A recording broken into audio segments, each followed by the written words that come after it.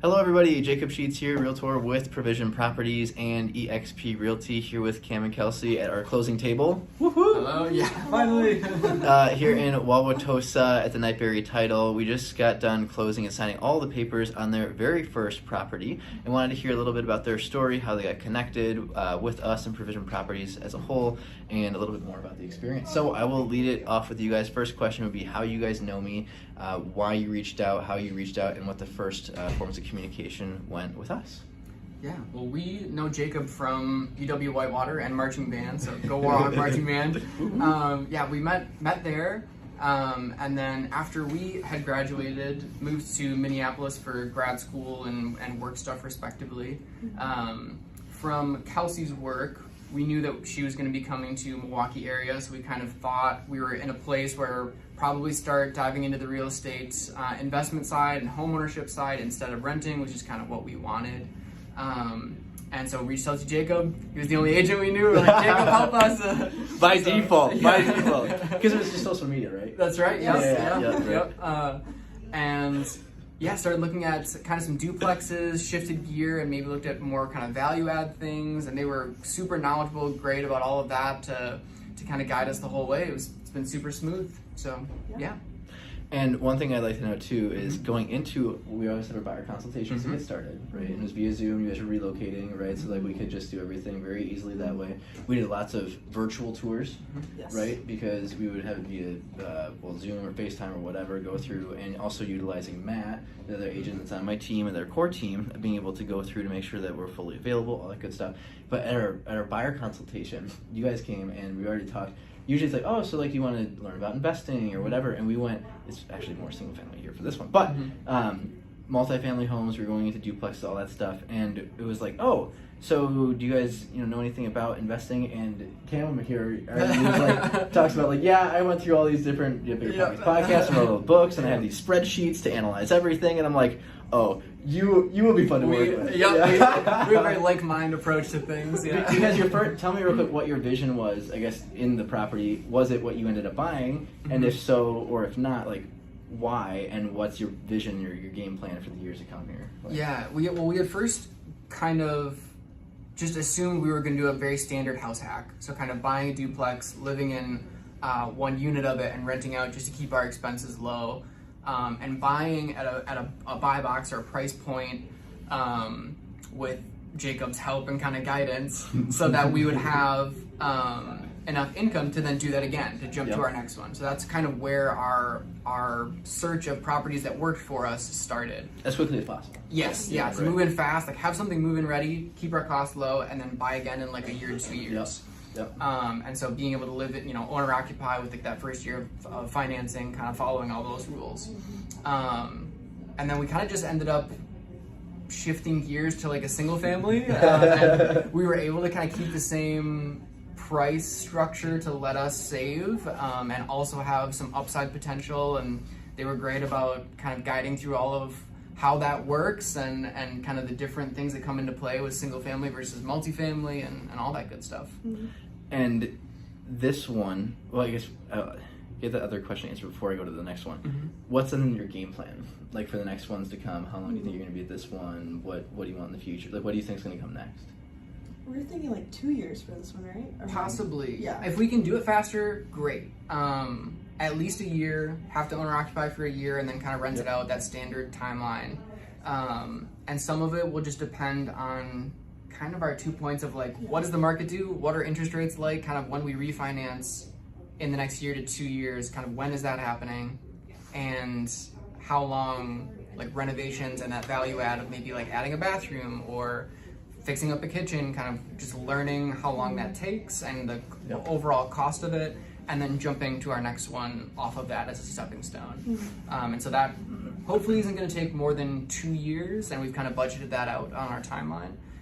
Could be sooner, depends on what interest rates do, kind of that spread for us. And that's one of the reasons, right? Like why you guys ended up going and getting a single family in the first place is like, well, can we rent it out? And that's another way to pivot, because if we look at your story, we're looking, you weren't sure where to buy first, But I'm like, well, at the price point that we're looking at, everything we're wanting, probably go West Dallas, maybe the east side of Milwaukee. That's somewhat close to the university, and also for your rental goals, right? Like that's something that we could look into. But then we could pivot of going, okay, we had multiple different offers on places, right? We were getting outbid, even with we had our cash guarantee taken care of. Or, no, not quite taken care of. Yeah, almost. I guess I'm pushing you to get there. But we got you pre-underwritten. That's right. Pre-underwritten, so they could close in as fast as like literally 14, 15 days. Because this was how many days for closing? This was 14. It was 14. I think it was 14. 14 days to get to closing because of the lender partnerships that we had, getting pre-underwritten, and the next thing after that would be cash guarantee, right? But which we didn't quite need, but we got pre-underwritten for that. Yeah. And then being able to close on something that's pivoted where, our numbers still work, that we could rent this out and it would work in our buy box because it just wasn't working for your numbers and getting outbid and all this other stuff for multifamily. And everything was smooth sailing, right? For you guys, where you had your first property under contract and you closed on it. Not quite, right? We had a few bumps. But we ended up getting under contract the first time. If you want to share a little bit about that, of what that was like, and then getting out of contract because of something or anything that we found, I'd like to hear that story, and how then you pivoted and what you learned from that in the process going forward into closing out of this one. So tell me about that. So that roadmap for us was a duplex. Was our first accepted offer. Everything was kind of to the original plan. And numbers looked like they were good. Documented rents were good. And then just during due diligence, like inspection stuff pops up. That's why you do them. But just larger ticket items where sellers like had right to cure and they were just wanting to discount, and it just wouldn't work for us because like we couldn't even get an insurance. We couldn't get an insurance policy on it to close, where like we could get it financed. And so just had to back out of that one eventually and get that one canceled. And then we ended up in like a second position accepted offer kind of a situation, and then that one didn't pan out because the original buyers moved up their kind of contingencies into to get bump clause off. Get bump clause off. Back into primary position, and then we ended at this one, this single family that we just did. Hey Kelsey, you're happy with it? I like it. It's cute. It's little. I think I'm excited to do all the things like we have planned for it. What do you have planned? I'm gonna knock that wall down in the kitchen. Okay, there we go. That's step one. Just painting, repainting. I'm learning about the wood. We just speaking with the previous owners about with the windows, how that wood might be fun to refinish and strip around the windows. I don't know, just stuff like that. Putting the bathroom in the basement. Yeah, there's like there's a finished bar in the basement, the Wisconsin classic. Yeah, the basement has a bar. Even in the duplexes that we saw. Sometimes they would even have them in the duplexes. And we might turn that into like more of a functional kind of a bathroom space instead of like a recreational area if all plumbing and code and all those things work out. And kind of just maybe forcing that value up of like stuff on the block, because like they said, they told us as well that it was the first house built on that block, and like the builders lived in that house as they were building those houses, and so because of that it was like earlier and they were kind of maybe cutting costs for themselves. It's like 25% smaller in terms of square feet of everything else on the block. It's like there's some of those things that we may need to step in and kind of work around to force that appreciation, that appraisal value up for some of our plans. But perfect. Yeah. Well, you guys were happy with the transaction and the experience working with Provision Properties? Yeah, absolutely. It was great. Cool. Well, then anything else you'd like to add at all?